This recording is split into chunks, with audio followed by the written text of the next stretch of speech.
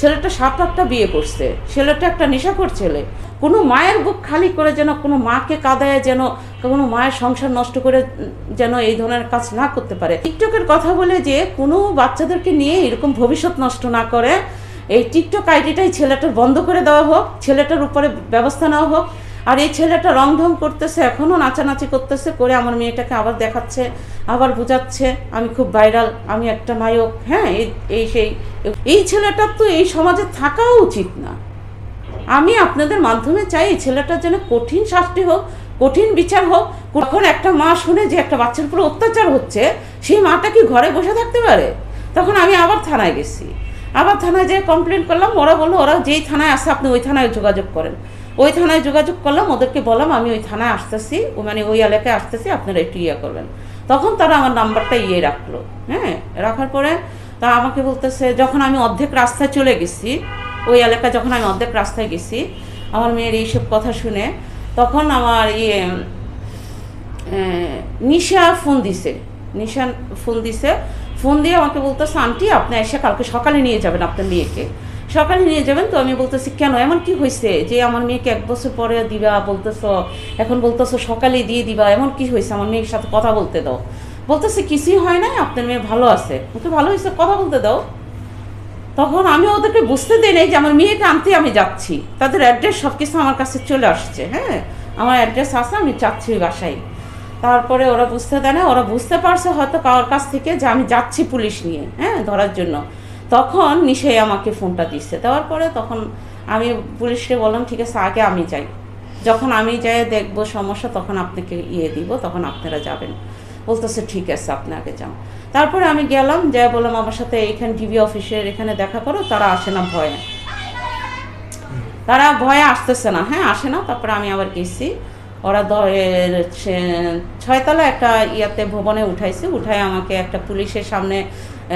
আচ্ছা, আমার মেয়েটাকে যদি নির্যাতন নাই করতো তাহলে পুলিশ সাক্ষী রেখে আমাকে সাদা কাগজে সই নিয়ে আমার বাচ্চাটাকে কেন দিল? তার মানে এতটাই অত্যাচার করছে, আমার বাচ্চাটা যদি মরে যায় তাহলে যেন মানে ওদের কোনো দায় থাকে না। এইভাবে তারা সাদা একটা কাগজে এনে সই রাখছে। তাহলে ওরা যদি নির্যাতন নাই করতো তাহলে আমার বাচ্চাটার আমার কাছ থেকে সই রাখলো কেন, আর বাচ্চাটা সই রাখলো কেন? এটা বলো তো। সে যদি বলে তার বোধ, সে দাবি করছে, আমি বলি দাবি হবে না, বিয়ে হয় নাই, বয়স হয় নাই, ঠিক আছে? তাহলে ও যদি অত্যাচারিতই না করতো, আমার মেয়েকে মারধর না করতো, শারীরিক নির্যাতন না করতো, তাহলে আমার কাছ থেকে সাদা কাগজে সই রাখলো কেন? এটা একটা প্রশ্ন। এটা তোমাদের কাছে আমি প্রশ্নটা দিয়ে রাখলাম। তারপরে একটা পুলিশ ছিল, পুলিশ থাকার পরে এসে আমাকে বলতেছে যে আপনার মেয়েকে কি খুঁজে পাইছেন, এটা সাক্ষ্য। তা আমি কি কেন, এমন কি হয়েছে যে সাক্ষ্য দিতে হবে? হ্যাঁ, অথচ তারা সাক্ষ্য টাক্ষ্য রাখলো, আর তারা কিছু ভিডিও রাখছে যে আমার শাশুড়ি আসছে, মিল হয়ে গেছে, আমরা দিয়ে দিচ্ছি।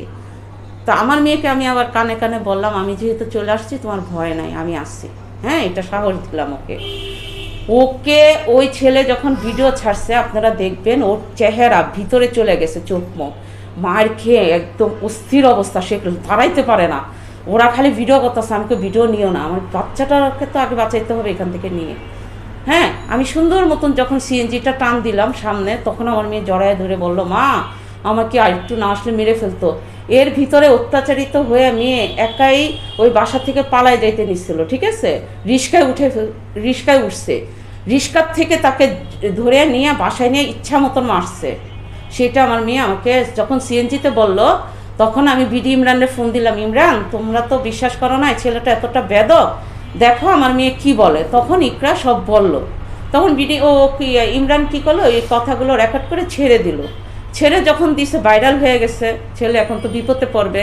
তখন আমার মেয়েকে আবার ছেলেটা হুমকি দিচ্ছে, তোমার কিছু ভিডিও আছে আমার কাছে, আমি ছেড়ে দিব, তোমার কপালে খারাপই আছে, আমি ছেড়ে দিব।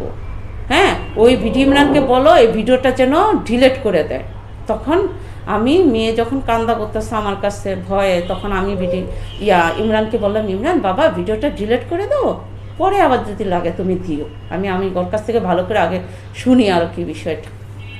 তখন আমাকে আবার সে বলল, মা আমি সাংবাদিকদের কাছে যাব, ও আমাকে ব্ল্যাকমেল করতেছে, বারবারই মরার কথা বলতেছে, সে মরে যাবে, আমাকে মেরে ফেলবে। আমি কি করলাম যে ঠিক আছে ইমরান তুমি ভিডিওটা ডিলিট করো। তো ইমরান আবার ভিডিওটা ডিলিট করছে। ডিলেট করার পরে সে আবার ইকরাকে ব্ল্যাকমেল শুরু করছে। এখন যখনই আমি সাংবাদিকদের কাছে সত্য ঘটনাগুলো বলে উঠাই, সে বলতেছে আমরা ভাইরাল হওয়ার জন্য যাচ্ছি। আমরা আচ্ছা, যাদের আছে তারা তারা কি আরও চায়? আমার তো আছে, আমি কেন এই ভাইরাল হয়ে পড়া টাকা ইনকাম করে আমার বাচ্চার সমাজ নষ্ট করব, ভবিষ্যৎ নষ্ট করব? আমি তো চাই না। আমার জীবনে আমি চাইছি আমার বাচ্চাটা লেখাপড়া করবে, শিক্ষিত হবে, মানুষের মতন মানুষ হবে। আমার এটাই চাওয়া সবার কাছে, আমি এটাই চাই, আর কিছু চাই না। আমি চাই না যে আমার জীবনে এত বড় একটা ঘটনা ঘটে আসুক আর আমার ক্যামেরার সামনে আসতে হয়। ঠিক আছে, এখন পরিস্থিতি শিকারে আমার আসতে হচ্ছে। এখন সে বিভিন্ন কারণে আবার বাচ্চাটাকে নেওয়ার জন্য সে বলতেছে কোনো সাংবাদিকদেরকে কিছু বলবা না, তোমার সমস্যা। আর আমার আইনগতভাবে তার যার ব্যবস্থা যেটা নেওয়ার আমি সেটা অবশ্যই নিব। আপনারা কি কোনো মামলা করছেন? হ্যাঁ, আমি মামলা করছি।